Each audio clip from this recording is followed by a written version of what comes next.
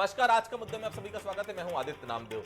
देवेंद्र यादव की रिहाई छत्तीसगढ़ कांग्रेस के लिए ठीक वैसी ही राहत है जैसे जल बिन मछली के लिए बारिश की बौछार। ऐसा इसलिए क्योंकि छत्तीसगढ़ कांग्रेस के लिए हाल के दिनों में कुछ भी अच्छा नहीं घट रहा। कई नेता या तो जेल में हैं या फिर जेल जाने की राह पर हैं। खुद पूर्व मुख्यमंत्री से लेकर कैबिनेट मंत्री रहे नेताओं में सभी नेता अधिकतर बड़े आरोपों में घिरे हैं। ऐसे में देवेंद्र यादव को मिली जेल से आजादी कांग्रेस को ऐसा लग रहा है मानो कुछ भी ठीक नहीं चल रहे दौर में कुछ तो अच्छा घटा।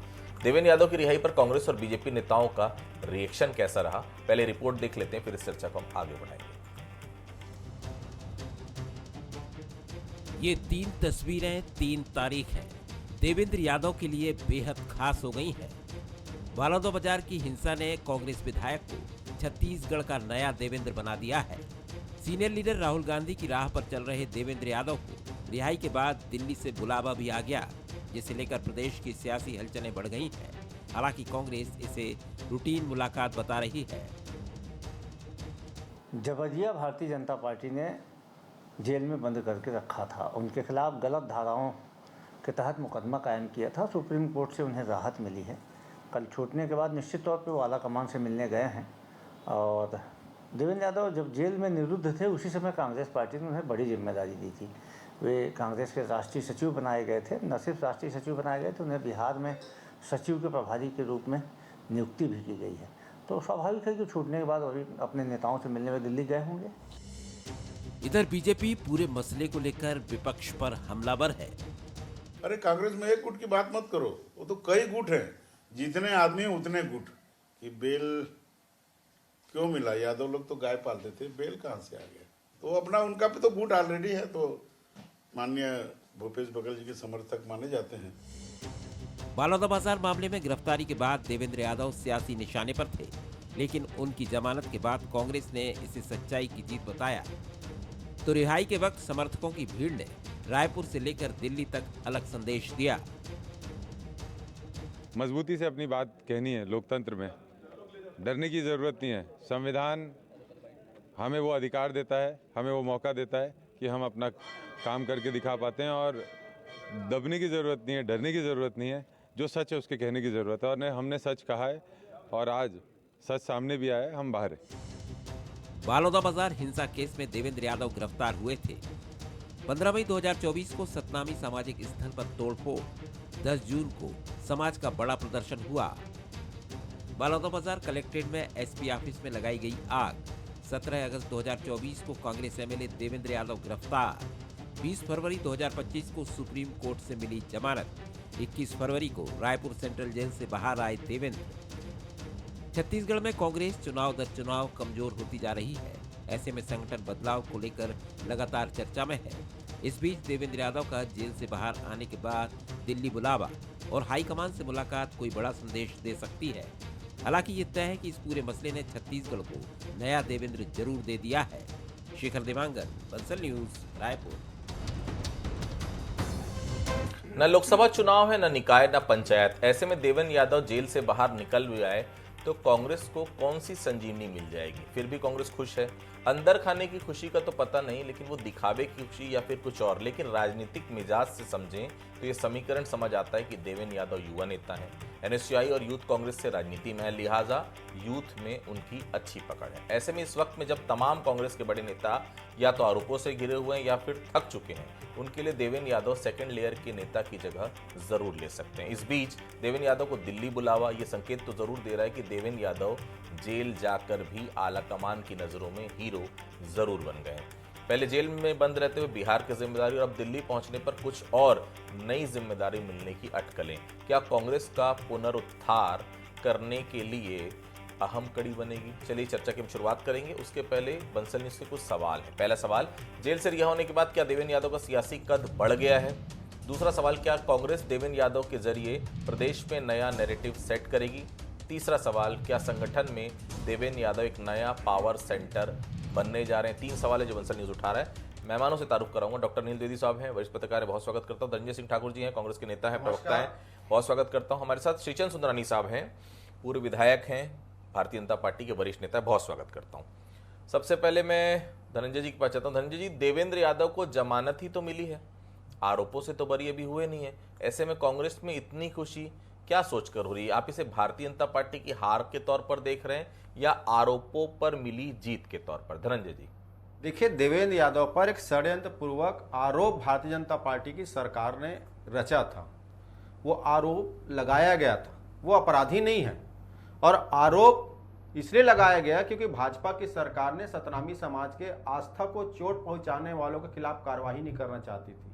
सतनामी समाज जो अपने आस्था को खंडित करने से दुखी था और जिसने सीबीआई जांच की मांग किया था, आज तक उसकी सीबीआई जांच कराने की साहस और क्षमता शायद सरकार में नहीं है। और जिस प्रकार से उस घटनाक्रम को देखा जाए, सनम जांगड़े जो भारतीय जनता पार्टी के पूर्व विधायक है, जिला अध्यक्ष हैं, जिन्होंने पूरे कार्यक्रम के लिए अनुमति लेने का काम किया था, जिसके ही षड्यंत्र के चलते देश की पहली घटना यहाँ पर हुई, बलौदा बाजार में हिंसा हुई, कलेक्टर और एसपी कार्यालय जला दिया जाता है। और उसके बाद भाजपा से जुड़े और 250 लोग जो नागपुर से आए थे, भाजपा के शायद बुलावे कह सकता हूँ, जिसकी निश्चित तौर पर इस अग्निकांड में, इस दंगा फसाद में हाथ हो गए, इस बात से इंकार नहीं किया जाता। आज तक उसकी जांच नहीं की गई है। और भाजपा नेताओं को और षड्यंत्रकारियों को बचाने के लिए सतनामी समाज सहित कांग्रेस के जो नेता हैं, जो निर्दोष लोग हैं, ऐसे 180 से अधिक लोगों को गिरफ्तार करके जेल में डाला गया था। आज लगभग 165 से अधिक लोगों को जमानत मिल गई है। और इस बात का प्रमाण है कि भाजपा षड्यंत्र रच सकती है, लेकिन डॉक्टर बाबा साहब भीमराव अंबेडकर के लिखे संविधान इस देश के हर व्यक्ति की रक्षा करता है। वो अपराधियों को सजा भी देता है और निर्दोष लोगों को न्याय भी देता है। और देवेंद्र यादव को न्याय मिला है। सतनामी समाज के लोगों को, जो निर्दोष लोग थे, उसको जमानत मिला है। लेकिन भाजपा का चरित्र पर्दाफाश हो गया कि आज भी सतनामी समाज की जो मांग है सीबीआई जांच की, जो उस जैद कम खंडित करने वालों को षड्यंत्र पकड़ने के लिए उसको भाजपा ने जांच के आदेश नहीं दिया। इस बात का प्रमाण है कि भाजपा कहीं ना कहीं षड्यंत्र के पीछे रही है। ठीक। सुंदरी साहब, आप लोग जिस तरह से गंभीर आरोपों में देवेंद्र यादव को गिरफ्तार किए थे, सुप्रीम कोर्ट में वो दलील टिक नहीं पाई सुंदरी साहब। ऐसे में कांग्रेस इसे आपकी हार बता रही है, तो गलत क्या है? हार है ना कहीं ना कहीं। देखिए आदित्य जी, ये कोई हार नहीं है। भारतीय जनता पार्टी की सरकार ने जो आरोपी थे, और देवेंद्र यादव के ऊपर गंभीर आरोप है, सरकारी संपत्ति, बलौदा बाजार के जिला कार्यालय पुलिस अधीक्षक का कार्यालय में आगजनी की घटना, इस प्रकार के गंभीर आरोप 185 लोगों पे लगे हैं। ठीक है, जमानत तो अधिकार होता है, जमानत मिलती है, लेकिन इसका मतलब यह नहीं कि वो कोई केस से बरी हो गए।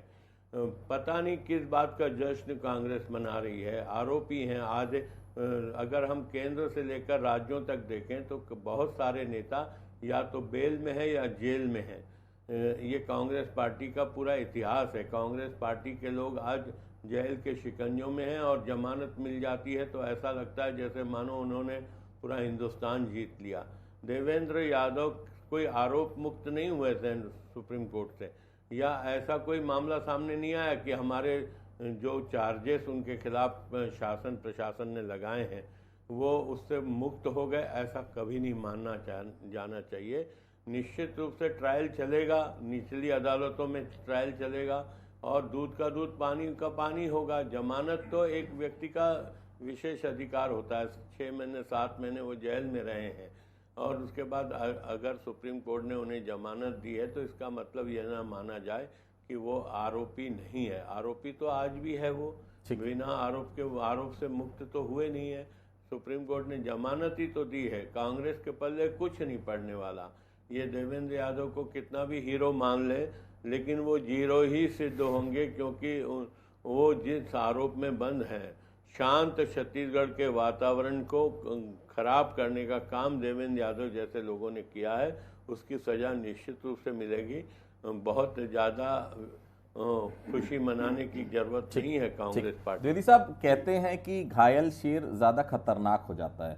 क्या देवेंद्र यादव के इस रूप में हम देखें, क्योंकि जेल से आने के बाद जो तेवर उन्होंने दिखाए हैं, साफ लग रहा है कुछ बड़ा करने की तैयारी में फिलहाल नजर आ रहे हैं देवेंद्र यादव। द्विवेदी साहब देखिए आदित्य, बलौदा बाजार जो हिंसा हुई उसने वो दुर्भाग्यपूर्ण थी और सरकारी जिलाधीश कार्यालय को और एसपी कार्यालय को फूंक देना ये निश्चित तौर पर उपद्रवियों के लिए एक शर्मनाक हरकत थी और इसने देश में छत्तीसगढ़ को शर्मसार किया। और ये निश्चित तौर पर है कि बीजेपी सरकार जस्ट बनी ही थी और उसके सामने ये मामला आया था, उसके बाद सरकार को ये दिखाना था कि इसके खिलाफ जो कार्रवाई होगी उसमें चाहे वीआईपी हो चाहे आम आदमी हो वो गिरफ्तार होंगे, और वैसा सरकार ने किया। देवेंद्र यादव की अकेले रिहाई नहीं हुई है, उनके साथ 123 लोग जो गिरफ्तार और हुए थे उपद्रवी, उनकी भी रिहाई हुई है। पर 7 महीने के बाद देवेंद्र यादव का जेल से बाहर आना निश्चित तौर पर कांग्रेस की राजनीति में खदबदाहट करेगी। बीजेपी तो निश्चित तौर पर उसने ये साबित कर दिया कि हमने तो सजा देने के मामले में हम सबके लिए बराबर है, चाहे वीआईपी हो चाहे आम आदमी। लेकिन देवेंद्र यादव ने उस कानून को माना, वो जेल गए, बड़े सम्मान के साथ स्वीकार किया, और कांग्रेस पार्टी भी उनके साथ खड़ी रही। आप देखिए कि राष्ट्रीय स्तर के नेता उनसे मिलने आए जेल में और उनके साथ खड़े रहे, और कांग्रेस पार्टी ने भी बोला ठीक है कानून अपना काम कर रही है, लेकिन कांग्रेस ने उनका साथ देना बंद नहीं किया। अब देवेंद्र यादव जबकि बाहर आ गए हैं, निश्चित तौर पर इनका एक कद बढ़ेगा, क्योंकि आप देखिए कि हमने देश में देखा है कि भारतीय राजनीति में चरित्र बहुत मायने रखता है, और इसके आधार पर चुनाव लड़े और जीते जाते हैं। मुझे याद है कि पप्पू यादव और अरविंद मोहन जैसे आनंद मोहन जैसे नेता जेल में रहते हुए 1.5 लाख वोटों से चुनाव जीतते हैं। इसलिए इस जनता जो है, जनता जनार्दन ये तय करती, कसौटी पर रखती है अपने नैतिकता के तराजू पर कि नेता का जुर्म क्या था, और इसमें निश्चित तौर पर वो देवेंद्र यादव ने जो किया वो कोई सर झुकाने वाला काम तो निश्चित तौर पर नहीं था। ठीक है, उन्होंने एक नेतृत्व किया एक भीड़ का, उस भीड़ ने उसमें गड़बड़ किया और उसके चलते उनको सजा हुई, उसकी उन्होंने स्वीकार किया। लेकिन जहां तक देवेंद्र यादव का मामला है, मैं ये कहूंगा कि आज देखिए कांग्रेस की अभी सूची आई है कुछ दिनों पहले, नेशनल सूची, उसमें भी देवेंद्र यादव को कद बढ़ाते हुए महासचिवों के साथ संलग्न किया गया। यानी कांग्रेस ये मैसेज देना चाहती है कि आपने किसी भी आरोप में उनको जेल भेजा हो, लेकिन हम उसमें उसको मानने वाले नहीं है। देवेंद्र यादव का राजनीतिक आधार पुख्ता है और पार्टी में अभी उनकी संभावनाएं बनी रही। रंजन, देवेंद्र यादव को दिल्ली बुलावा क्यों मिला है? कहीं कार्यवाहक अध्यक्ष तो नहीं बना रहे हैं? ओबीसी नेता है देवेंद्र यादव, उमेश पटेल का समीकरण तो नहीं बदल जाएगा जो समीकरण फिलहाल नजर आ रहा है? धनंजय जी, पहली बात तो मुझे अनिल द्विवेदी जी की उस बात पर आपत्ति है कि वो कह रहे हैं कि भीड़ का नेतृत्व देवेंद्र यादव ने किया। तो आपकी जानकारी के लिए बता दूं अनिल द्विवेदी जी, वो सतनामी समाज का आयोजन था, उसमें एक जनप्रतिनिधि होकर नाते देवेंद्र यादव जी शामिल थे, उन्होंने नेतृत्व नहीं किया। वो विधायक थे, सुनिए, वो भाषण दे रहे थे, नेतृत्व करने की बात कहा है, मैंने नेता ही तो कहा है। नेतृत्व की बात और नेता होना दोनों अंतर है। नहीं, अगर विधायक होगा तो आप गलत कोट कर रहे हैं, आप ऐसा कोट ना करिए, आप गलत कोट कर रहे हैं। वो सामाजिक कार्यक्रम था और उसका नेतृत्व समाज का रहा। सुन लीजिए ना, सुन लीजिए, ये गलत बात कर रहे हैं, 22 लोग बात कर रहे हैं, आपको ऐसी बात नहीं करनी चाहिए, आप उसको अरबी बनाने की कोशिश कर रहे हैं, ये गलत बात कर रहे हैं आपने गलत बात कोट किया, मैं इसलिए आपको टोका, उसमें शामिल था। मैं आपको सर्टिफिकेट नहीं बात रहा हूँ, आपको सर्टिफिकेट, जनता सूर्य का कितना 22 लोग बात कर रहे हैं। नेतृत्व का मतलब क्या होता है? सामाजिक कार्यक्रम था वहाँ, आपकी जानकारी अधूरी है।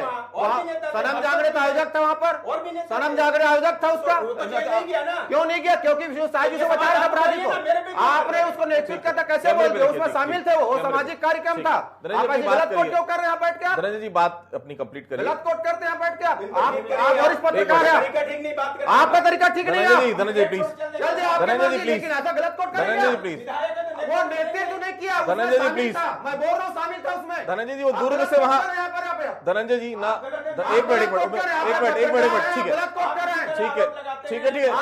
अनिल जी, अनिल जी आप बहुत वरिष्ठ है, प्लीज, ठीक है धनंजय जी, धनंजय जी, धनंजय जी प्लीज, धनंजय जी प्लीज, ठीक, एक मिनट धनंजय जी प्लीज, ठीक है, एक मिनट, मैं बोला शामिल था, भाषण नहीं दिया, अपने भाषण की बात कर दिया। ठीक है, धनंजय जी अपनी बात कंप्लीट करें प्लीज। आप वरिष्ठ पत्रकार है, धनंजय जी अपनी बात, झूठ बोलते आप जैसे बदनाम करके बैठे आप, प्लीज धनंजय जी प्लीज। नहीं देखिए अनिल जी गलत कोट करेगा, मैं करूंगा पत्रकार भाई, अगर वो ये बोल भाषण दे दिखाई मुझे, कहाँ भाषण दिया?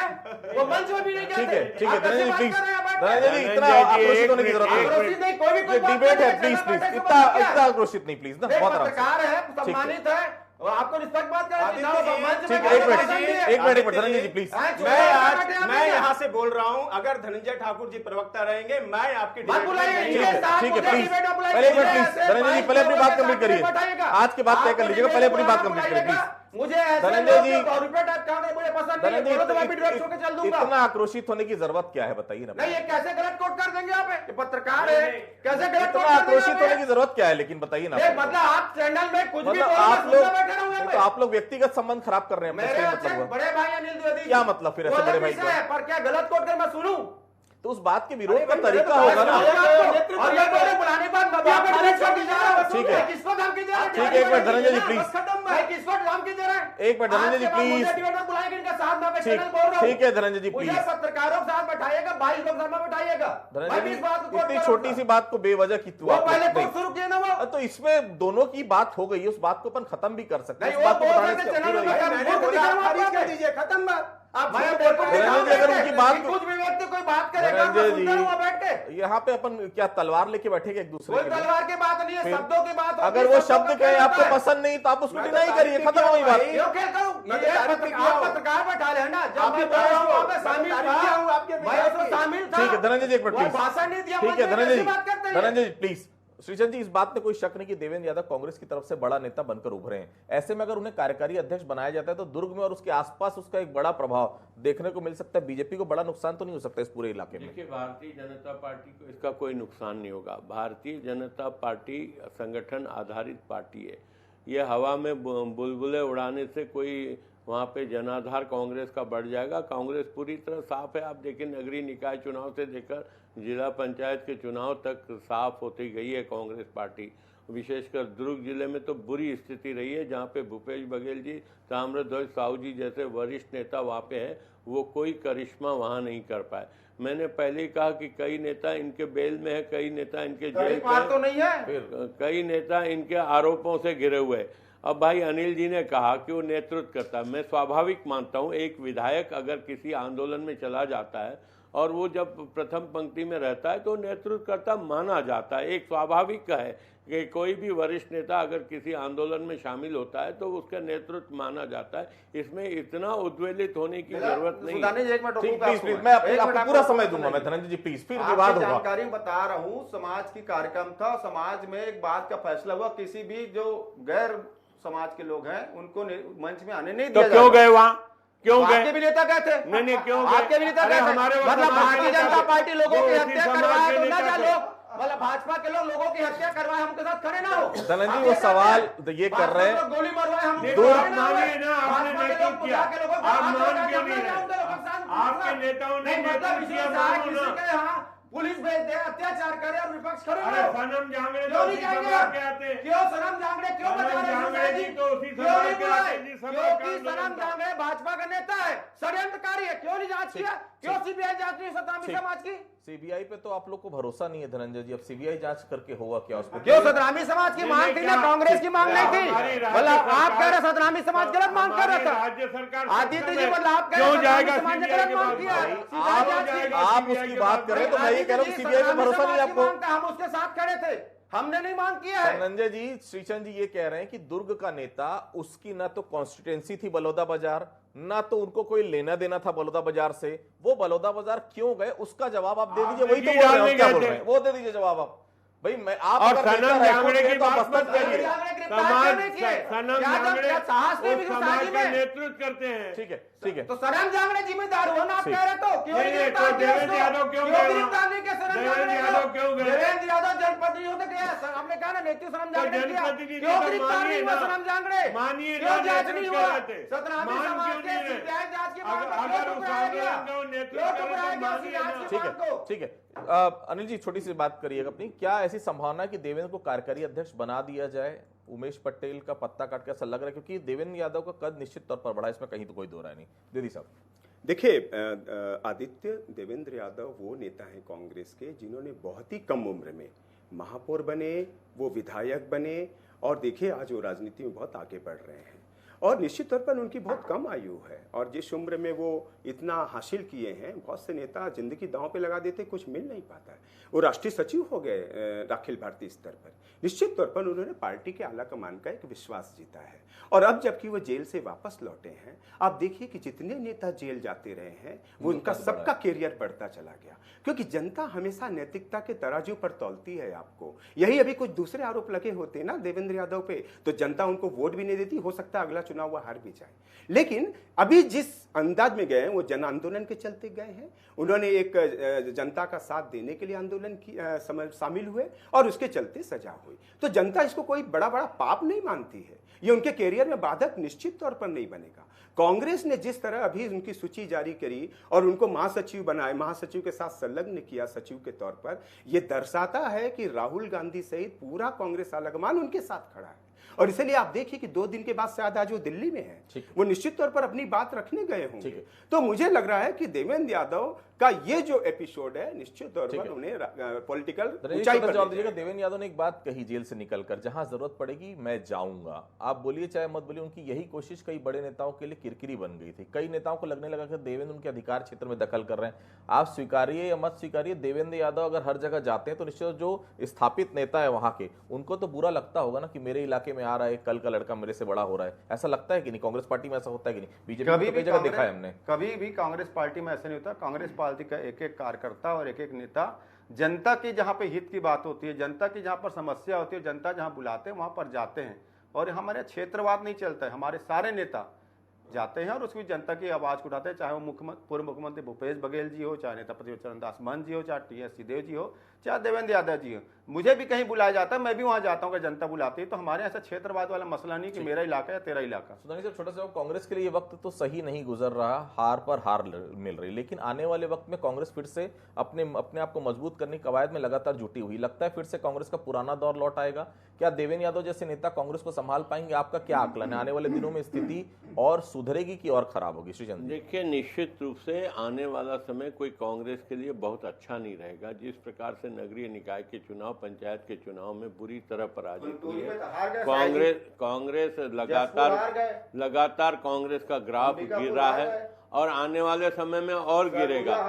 जब भूपेश बघेल और ताम्रध्वज साहू जैसे लोग भी कांग्रेस को नहीं उभार पाए, टी.एस. बाबा नहीं उभार पाए, स्वयं टी.एस. बाबा भी चुनाव हार गए, तो क्या देवेंद्र यादव कर पाएंगे? मुझे बिल्कुल साहब, छोटा सा जवाब। एक बात तो तय है, आप भी इत्तेफाक रखें मेरी बातों से, देवेंद्र यादव जिस तेजी से बढ़ रहे थे, कई कांग्रेस नेताओं के लिए खतरा बन रहे थे, खासतौर से ओबीसी नेताओं और सतनामी समाज के बड़े नेताओं के लिए। ये बातें तब भी हम लोगों ने उठाई थी जब देवेंद्र यादव की गिरफ्तारी के बाद, एक दिन के प्रदर्शन के बाद कांग्रेस चुप सी हो गई थी। जेल से निकलने के बाद देवेंद्र यादव का बढ़ता कद क्या कांग्रेस बचा पाएगी? कांग्रेस की अंदरूनी लड़ाई इसके चलते बढ़ तो नहीं जाएगी?